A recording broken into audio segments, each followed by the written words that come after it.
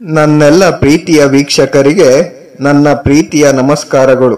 ನಮ್ಮ ಚಾನಲ್ನ ಇದೇ ಮೊದಲು ನೋಡ್ತಾ ಇದ್ದೀರಾ ಅಂದರೆ ದಯವಿಟ್ಟು ಸಬ್ಸ್ಕ್ರೈಬ್ ಮಾಡ್ಕೊಳ್ಳಿ ಫ್ರೆಂಡ್ಸ್.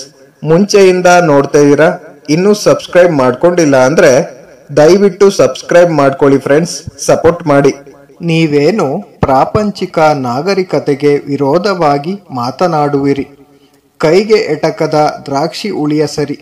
ಒಂದು ವೇಳೆ ನೀವು ಹೇಳುವ ಮೌಢವನ್ನೆಲ್ಲ ಸರಿ ಎಂದರೂ ಭರತಖಂಡದಲ್ಲಿ 1,00,000 ಜನ ಆಧ್ಯಾತ್ಮಿಕ ಸ್ತ್ರೀ ಪುರುಷರಿರುವರು ಎಂದು ಒಪ್ಪಿಕೊಳ್ಳೋಣ. ಇಷ್ಟು ಜನ ಆಧ್ಯಾತ್ಮಿಕ ಪ್ರವೃತ್ತಿ ಉಳ್ಳವರಾಗಲು 30 ಕೋಟಿ ಜನ ಅನಾಗರಿಕರಾಗಿ ಉಪವಾಸದಿಂದ ಏಕೆ ನರಳಬೇಕು?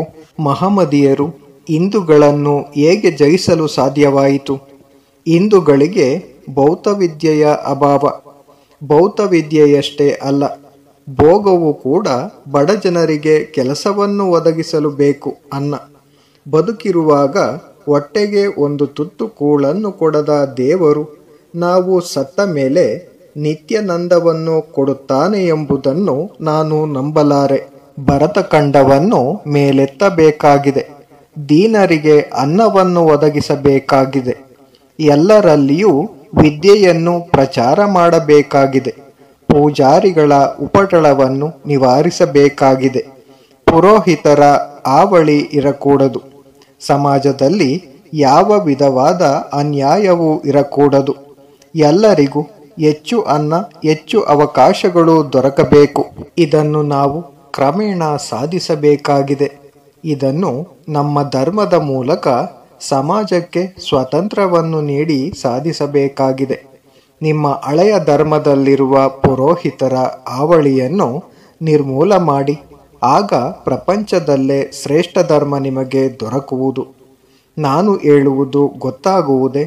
ಭಾರತೀಯರ ಧರ್ಮವನ್ನು ಇಟ್ಟುಕೊಂಡು ಐರೋಪ್ಯರ ಸಮಾಜವನ್ನು ನಿರ್ಮಿಸಬಲ್ಲಿರ? ಇದು ಸಾಧ್ಯ. ಹಾಗೆ ತೀರಬೇಕು ಎಂದು ನಾನು ನಂಬುತ್ತೇನೆ. ನಿಸ್ಸಂಶಯವಾಗಿ ಭರತಖಂಡ ಅವನತಿಗೆ ಇಳಿದಿದೆ. ಅವಳು ಪುನಃ ಮೇಲೇಳುವುದರಲ್ಲಿಯೂ ಸಂದೇಹವಿಲ್ಲ.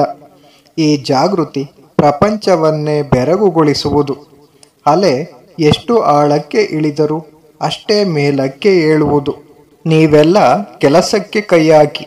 ಸದ್ಯಕ್ಕೆ ನಿಮ್ಮ ಈಗಿನ ಕರ್ತವ್ಯ ಹಳ್ಳಿಯಿಂದ ಹಳ್ಳಿಗೆ, ದೇಶದ ಒಂದು ಭಾಗದಿಂದ ಮತ್ತೊಂದು ಭಾಗಕ್ಕೆ ಹೋಗಿ ಜನರಿಗೆ ಈಗ ನೀವು ಸುಮ್ಮನೆ ಕುಳಿತರೆ ಪ್ರಯೋಜನವಿಲ್ಲವೆಂದು ಹೇಳುವುದು.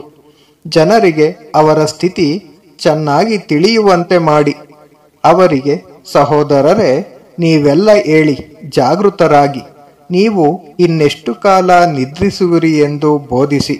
ಅವರಿಗೆ ತಮ್ಮ ಸ್ಥಿತಿಗಳನ್ನು ಹೇಗೆ ಉತ್ತಮಗೊಳಿಸಿಕೊಳ್ಳಬೇಕು ಎಂಬುದನ್ನು ಹೇಳಿ. ಅವರ ಶಾಸ್ತ್ರಗಳ ಅದ್ಭುತ ಸತ್ಯಗಳನ್ನು ಅವರು ತಿಳಿದುಕೊಳ್ಳಬಲ್ಲಂತಹ ಸುಲಭ ರೀತಿಯಲ್ಲಿ ವಿವರಿಸಿ. ಜೀವನಕ್ಕೆ ಅವಶ್ಯಕವಾಗಿ ಬೇಕಾಗುವ ವಿಷಯಗಳು ವ್ಯಾಪಾರ, ಬೇಸಾಯ, ಮಾರಾಟ ಮುಂತಾದವುಗಳ ಮೇಲೆಯೂ ಅವರಿಗೆ ತಿಳಿಸಿ. ನೀವು ಇದನ್ನು ಮಾಡದೇ ಇದ್ದರೆ ನಿಮ್ಮ ವಿದ್ಯಾಭ್ಯಾಸ ಸಂಸ್ಕೃತಿಯನ್ನು ಸುಡಿ. ನೀವು ವೇದಾಂತಗಳನ್ನು ಓದಿ ಹಾಳಾಯಿತು. ಭರತಖಂಡದಲ್ಲಿ ಬಹಳ ಕಾಲದಿಂದಲೂ ಧರ್ಮ ಜಡವಾಗಿದೆ. ಅದನ್ನು ಜಾಗೃತಗೊಳಿಸಬೇಕಾಗಿದೆ. ಧರ್ಮ ನಿತ್ಯ ಜೀವನಕ್ಕೆ ಇಳಿದು ಬರುವಂತೆ ಮಾಡಬೇಕು. ಧರ್ಮ ಇಂದಿನಂತೆಯೇ ಮುಂದೆಯೂ ರಾಜರ ಅರಮನೆಗಳಿಗೂ ಬಡವರ ಜೋಪಡಿಗಳಿಗೂ ಪ್ರವೇಶಿಸಬೇಕು. ಧರ್ಮ ಪ್ರತಿಯೊಬ್ಬರ ಆಸ್ತಿ. ಇದನ್ನು ಪಡೆಯುವುದು ಇಡೀ ಜನಾಂಗದ ಆ ಜನ್ಮಸಿದ್ಧ ಹಕ್ಕು. ಇದನ್ನು ಪ್ರತಿಯೊಬ್ಬರ ಮನೆ ಬಾಗಿಲಿಗೂ ಉಚಿತವಾಗಿ ತರಬೇಕು. ಗಾಳಿಯಂತೆ ಯಾರಿಗೆ ಬೇಕಾದರೂ ಸುಲಭವಾಗಿ ಸಿಕ್ಕಬೇಕು. ಭರತಖಂಡದಲ್ಲಿ ನಾವು ಸಾಧಿಸಬೇಕಾದ ಕೆಲಸ ಇದು. ಸಣ್ಣ ಸಣ್ಣ ಪಂಗಡಗಳನ್ನು ಮಾಡಿಕೊಂಡು ಭಿನ್ನಾಭಿಪ್ರಾಯಗಳ ಮೇಲೆ ಕಚ್ಚಾಡುವುದಲ್ಲ. ನಾವೆಲ್ಲ ಯಾವುದನ್ನು ಸಮ್ಮತಿಸುವೆವೋ ಅದನ್ನು ಬೋಧಿಸೋಣ. ಭಿನ್ನಾಭಿಪ್ರಾಯಗಳು ತಮಗೆ ತಾವೇ ಮಾಯವಾಗಲಿ.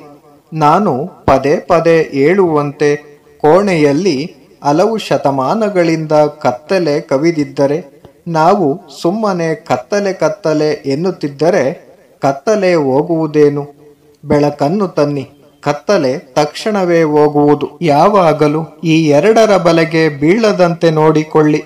ಅಧಿಕಾರ, ಲಾಲಾಸೆ ಮತ್ತು ಅಸೂಹೆ, ಅನವರತ ಆತ್ಮಶ್ರದ್ಧೆಯನ್ನು ರೂಢಿಸಿ. Thank you for watching friends. Please subscribe my channel.